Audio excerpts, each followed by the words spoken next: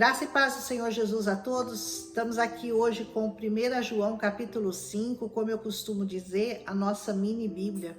Toda a verdade concentrada em poucos capítulos. Esse é um dos capítulos mais importantes de 1 João.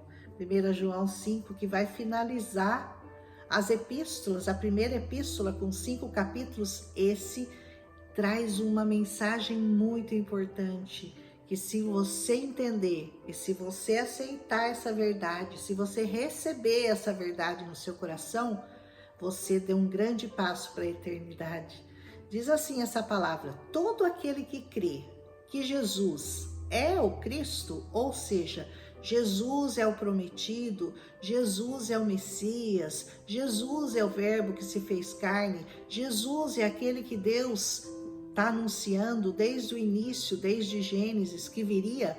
Se você crê, todo aquele que crê que Jesus é o Cristo, é nascido de Deus. Você já é nascido de Deus? Se você crê nisso, você certamente já é considerado filho. E todo aquele que ama ao que o gerou, também ama ao que dele é nascido.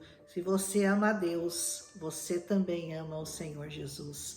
Nisto conhecemos que amamos os filhos de Deus, quando amamos a Deus e guardamos os seus mandamentos. Quem são os filhos? Aqueles que amam e aqueles que guardam os seus mandamentos, que lhe obedecem, que seguem fielmente os princípios, os preceitos, os mandamentos estabelecidos por Deus nesta santa palavra. Aleluia! E ele diz mais a seguir: porque esse é o amor de Deus, que guardemos os seus mandamentos. E os seus mandamentos não são pesados. Você pensa assim: ai, mas é tão difícil seguir o Senhor. Não é não. Difícil é seguir o príncipe deste século. Difícil é estar nas garras do diabo, porque o mundo jaz no maligno. E você quer escapar do maligno, você tem que estar nas mãos de Deus e não nas garras do maligno. Diz assim: porque todo aquele que é nascido de Deus vence o mundo. Você quer vencer o mundo? Porque o mundo jaz no maligno. E você tem que conquistar, você tem que fazer isso, você tem que vencer o mundo. E a palavra de Deus diz que nós somos mais que vencedores em Cristo Jesus, que nos amou e que morreu, que deu a sua vida por cada um de nós. E esta é a vitória que vence o mundo. Qual que é a vitória que vence o mundo? A nossa fé. Você tem fé na coisa certa, na pessoa certa? Você tem fé em Cristo Jesus? Então você venceu o mundo, você venceu o maligno junto com o Senhor. Aleluia! E ele continua dizendo: quem é que vence o mundo senão aquele que crê que Jesus é o Filho de Deus? Só isso. Quem é que vence o mundo senão aquele que crê que Jesus é o Filho de Deus? Você já creu nisso? Então essa é a vitória que vence o mundo, a nossa fé em Cristo Jesus. Esse é aquele que veio por água e por sangue. Isso é Jesus Cristo, não só por água, não só pela água do batismo, não só pelas águas naturais, mas por água e por sangue, porque ele derramou o seu sangue. Ele derramou até a última gota de sangue naquela cruz por você. E quando enfiaram aquela flecha no coração dele, de lá saiu água e sangue. Água e sangue. Água que lava, sangue que purifica. Aleluia. E o Espírito é o que testifica, porque o Espírito é a verdade. O Espírito Santo que está em nós, que o Senhor permitiu que viesse, que nós recebêssemos, esse é o que testifica, ele é a verdade, porque são 3 os que testificam no céu: o Pai, a Palavra, que é Jesus, e o Espírito Santo. E esses 3 são, sabe quanto? Um só. Eis aí o mistério que divide religiões, que divide opiniões, que divide igrejas, e as pessoas ficam tentando entender Como assim? São 3, mas é um só. Como que pode? Como que isso pode acontecer? Sabe por que que pode? Porque Ele é Deus, porque Ele pode todas as coisas.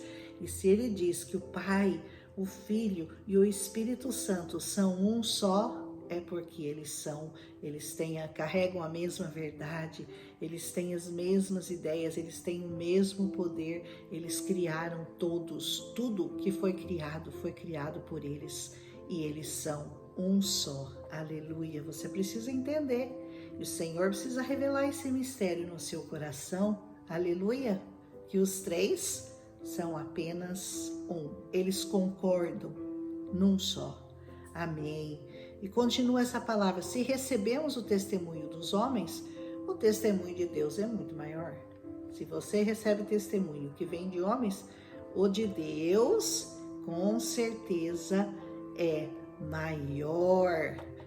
Por quê? Porque o testemunho de Deus é esse, que de seu Filho testificou.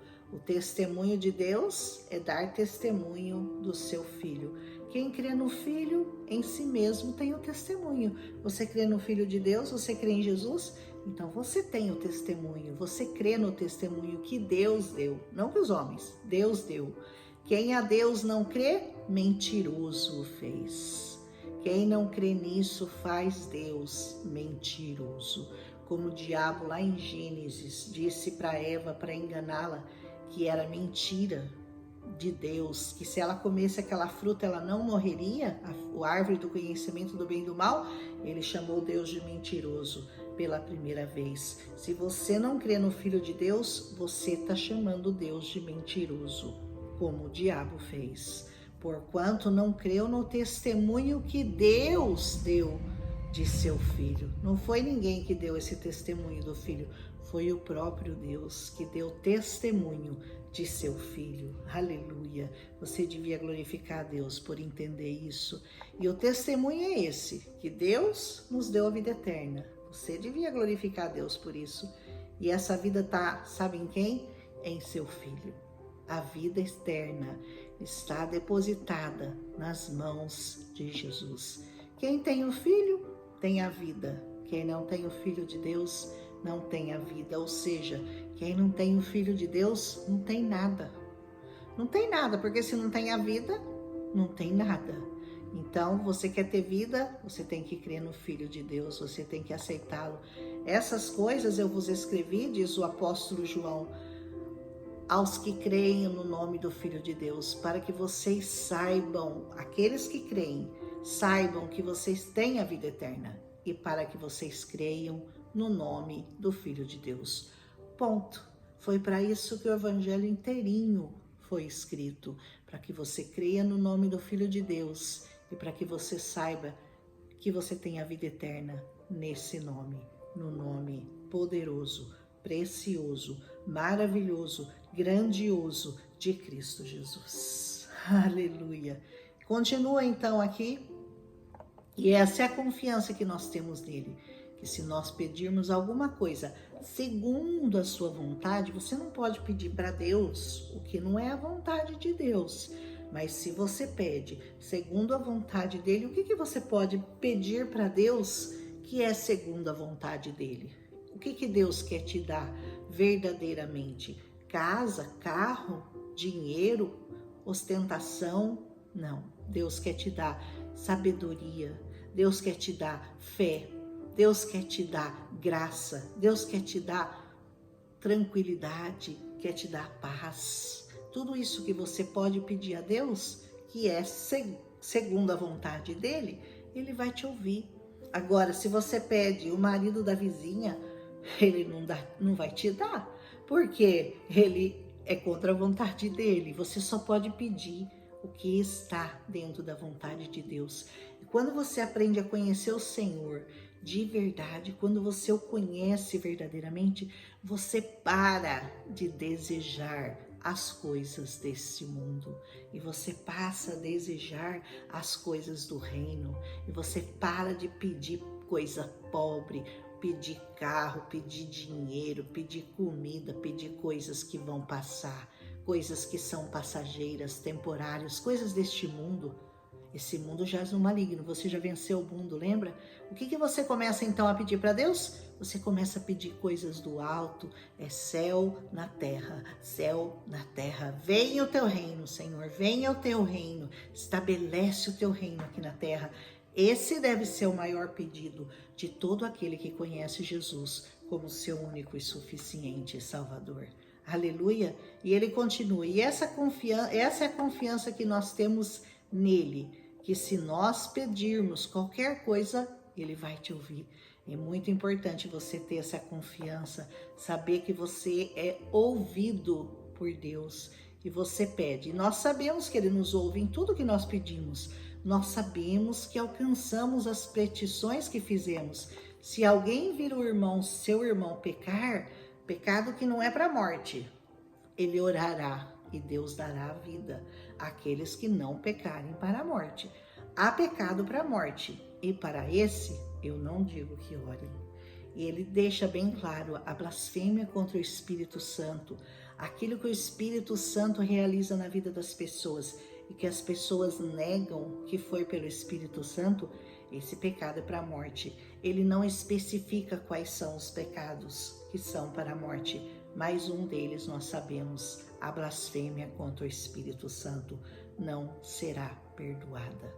E há outros pecados também que são para a morte, são pecados tão terríveis que você nem sente vontade de orar. Eu creio que esses são para a morte. Muito triste, né? E ele diz assim, finalizando, né? Toda iniquidade é pecado. Tem pecado que não é para a morte. Tem pecado que dá para perdoar. Nós sabemos que todo aquele que nasceu de Deus, que é nascido de Deus, ele não peca. Ele não tem a prática do pecado, ele não tem o hábito do pecado. Mas aquele que de Deus é gerado, conserva-se a si mesmo. E o maligno não lhe toca. Presta atenção nisso.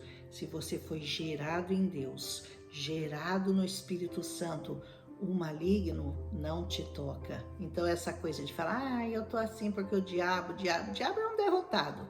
E sabemos que já o Filho de Deus é vindo. E ele nos deu entendimento. Saiba que o Senhor te deu esse entendimento para conhecermos o que é verdadeiro. E no que é verdadeiro, nós estamos. E no que nós estamos? Em seu Filho, Jesus Cristo. Esse é o verdadeiro Deus e a vida eterna. Se alguém te apresentar outro Deus, não creia, porque esse é o verdadeiro Deus e essa é a única vida eterna a que você poderá herdar, se você crer nessa palavra e obedecer essa palavra. E sabemos que já o Filho de Deus veio, ele já veio e ele nos deu entendimento e você tem que permanecer naquilo que Deus já te deu. Filhinhos, guardai-vos dos ídolos. Amém. Guarde-se de amar qualquer coisa neste mundo mais do que a Deus. Qualquer ídolo de pedra, de barro, de ouro, de metal, sei lá do que você gosta ou adora, que você se prostra, ou até mesmo pessoas que você idolatra, que você coloca na frente de Deus. Como pode ser seu pai, sua mãe, seu filho, seu irmão, seu amigo, seu marido, qualquer um. Você tem que adorar o seu Deus acima de todas as coisas. Obedecer essa palavra, crer nessa palavra, viver e morrer por essa palavra. E o Senhor te concederá a entrada no reino eterno dele que nos aguarda. Que nós possamos ter a compreensão verdadeira e a obediência, mais do que ouvir, mais do que saber essa verdade, viver essa verdade. Porque quanto mais você sabe e não vive, pior para você, porque você vai ser julgado pelo tanto que você sabia e você mesmo assim se recusou a servir e a obedecer ao nosso Senhor e Salvador, Jesus Cristo. Amém? Se você gostou, deixa seu like. Amanhã nós vamos começar a segunda epístola de João. Vamos terminar a nossa mini Bíblia depois de amanhã. Segunda epístola, só um capítulo. Terceira epístola, só um capítulo. E aí o livro de Judas, que também é só um capítulo. e nós vamos partir para o Apocalipse. Então, se você gostou dessa primeira epístola de João, eu creio que você gostou, porque na minha opinião ela é uma das mais bonitas de toda a Bíblia. Você certamente vai gostar da segunda e da terceira. Se você gostou, deixa seu like, escreve um amém aí se possível, compartilha com as pessoas que você ama, se você foi edificado com essa palavra tão simples, tão clara, mas tão verdadeira e tão carregada de poder. Poder para transformar a sua vida, poder para mudar tudo que você pensa que não tem jeito mais. Saiba que por meio dessa palavra, tudo é possível, porque nós cremos no Deus do impossível. E se você pedir alguma coisa para Ele, segundo a vontade dEle, certamente Ele te dará. Um abraço e até amanhã. Fiquem na bênção do Senhor Jesus.